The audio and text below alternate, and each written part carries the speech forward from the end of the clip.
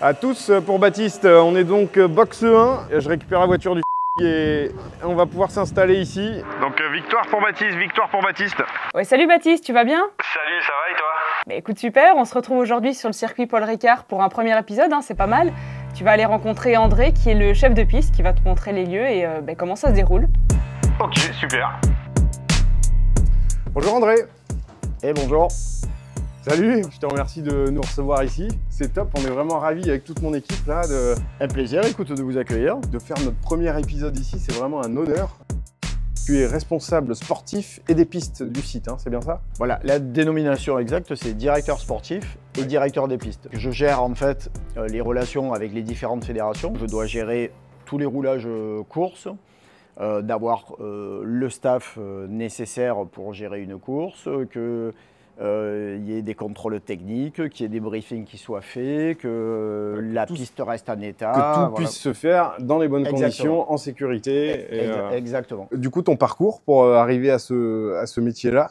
J'ai commencé par le rallye, ce qui est assez étonnant parce que passionné de sport automobile, j'ai gagné une opération que Henri Pescarolo avait gagné en son temps. Et donc, moi, j'avais gagné l'opération 2, donc j'avais commencé en étant pilote officiel en rallye. Le bonheur, ça a été que l'école Winfield m'a demandé de travailler avec eux en tant que moniteur. Donc ça m'a permis de garder la main et bon, j'ai continué à faire des courses, j'ai roulé en GT, je suis allé m'essayer sur le Dakar, des courses en rallye raid. Donc voilà, j'ai touché à tout. Ça a fini avec une proposition dans les années 2010 du circuit et ils m'ont demandé voilà, si ça m'intéressait le poste de directeur de piste. Quand on a la chance de venir au circuit Paul Ricard, voilà, on l'a saisi. Voilà, donc je suis arrivé ici donc en 2011. Et alors, du coup, rapidement, l'historique du circuit, il a été créé quoi? Dans les années 70, hein, de mémoire? Exactement, c'est ça. Donc Paul Ricard qui avait ces terrains qui étaient juste pour des chèvres, c'est-à-dire on était vraiment dans la garrigue, beaucoup plus d'ailleurs pelé qu'à l'époque, qu'à notre époque, parce qu'il y avait beaucoup moins d'arbres, de verdure. Et donc ce terrain, alors que ce n'était pas particulièrement passionné de sport automobile, mais il avait compris le vecteur de communication du sport auto. Et il est arrivé en disant, il a pris les meilleurs pilotes de l'époque, les meilleurs architectes, et il a dit « je veux le circuit le plus sûr du monde ».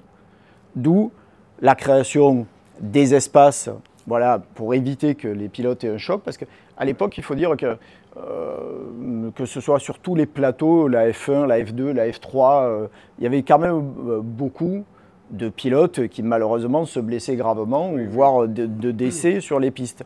Alors en demandant à élargir ce que nous on a appelé maintenant les run-off, le nom qui est arrivé un peu plus tard, mais en créant ces espaces, voilà, il n'y avait pas de choc et donc on est devenu vraiment le circuit référent au niveau de la sécurité. Là, on est un peu au sein de la sécurité du circuit, c'est-à-dire là, c'est vraiment les yeux, les oreilles du circuit. Alors, tous ces écrans, en fait, ça se lit comme un livre, hein, donc on a toute la piste, il n'y a pas, là aussi, il n'y a pas 1 centimètre de piste qui nous échappe. Sur les côtés, on a ici la carte, on aperçoit d'ailleurs un transpondeur là. Ça nous permet de repérer, de savoir où sont les voitures sur la piste en temps réel. Si on doit envoyer du personnel sur la piste pour enlever un débris, on se dit là on l'envoie, on a visuel d'abord avec les caméras, et après l'électronique qui nous dit il n'y a vraiment pas de risque, vous pouvez le faire.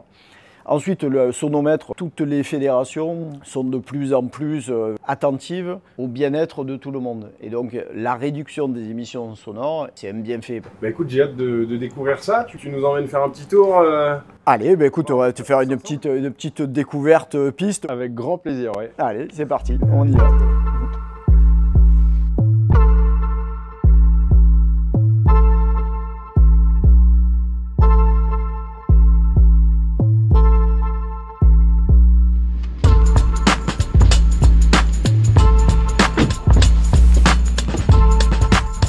Baptiste, si tu es prêt, on va prendre la piste. L'entrée dans le premier virage mythique du circuit, donc les S de la Verrerie.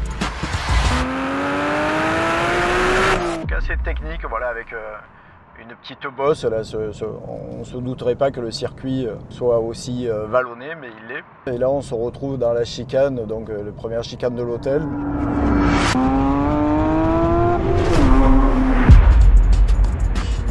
Et on se retrouve dans un des deux virages les plus serrés du circuit. Ici, beaucoup de dépassements et beaucoup d'accrochages aussi.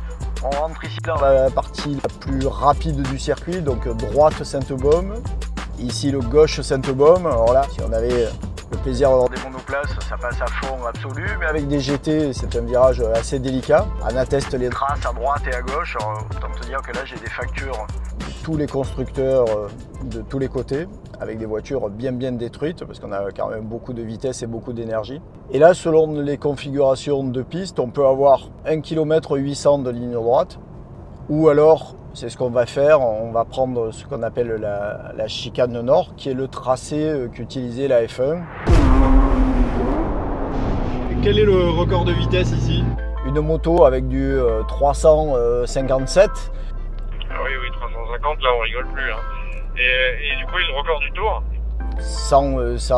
Sans trop de suspense, on est avec les F1 qui sont à 1,28. On pourrait enlever presque 10 secondes. D'ailleurs, on enlève 10 secondes si on fait la ligne droite. Donc on peut dire que potentiellement on serait à 1,18 sur la totalité du tour. Une GT3 performante le fait en 1,58, 1,59. Donc tu vois, il y a un sacré gap. Là, il faudra bien s'appliquer pour avoir une belle vitesse sur la dernière portion de ligne droite. Les F1 sont capables de reprendre 300 km/h. On va rentrer dans un des monuments du circuit, c'est la courbe de cygne. Là aussi, avec beaucoup d'appui, ça passe à fond. Les pilotes en F1 prennent jusqu'à 5G de force latérale. La légende qui dit que ça passe à fond avec des GT, et voilà, tu peux franchir la butte en face et atterrir dans le village du Bossé. Très beau. Ici le double droite, virage très technique avec double corde.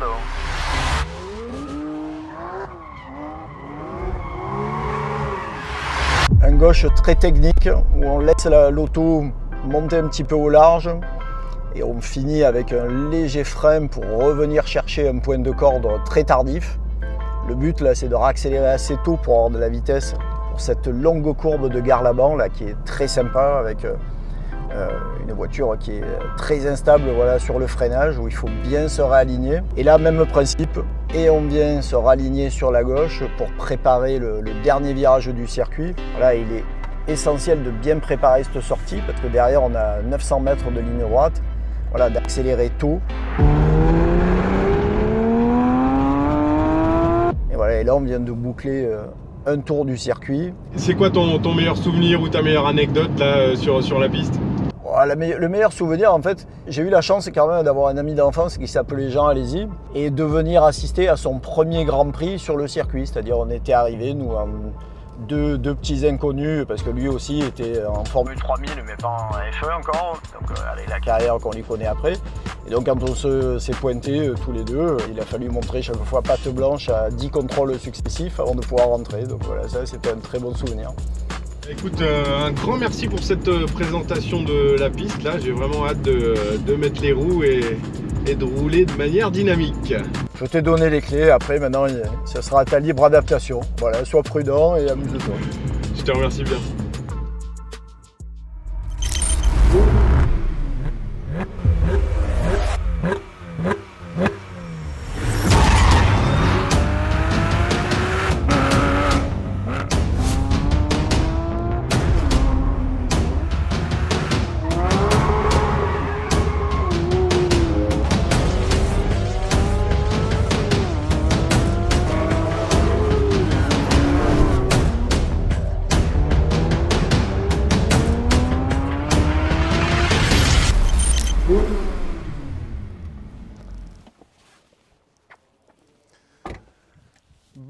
va bien se marrer les gars.